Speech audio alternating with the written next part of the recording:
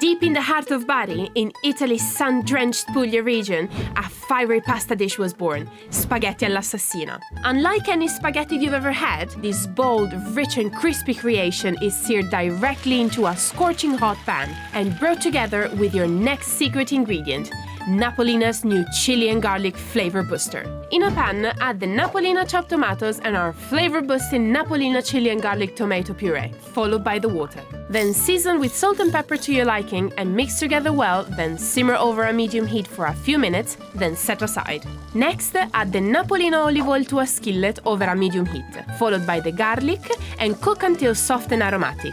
Then add in the Napolina Spaghetti and char in the skillet for a few minutes. Next, begin adding the tomato stock, one ladle at a time until the pasta absorbs the liquid, similarly to when you make a risotto, gently turning as it cooks until you reach an al dente pasta. Then serve up immediately and finish with a sprinkling of chili flakes. For an extra fiery finish, add a drizzle of Napolina sun-dried tomato and chili oil and get stuck into this delicious recipe that will make you everyone's favorite dinner host.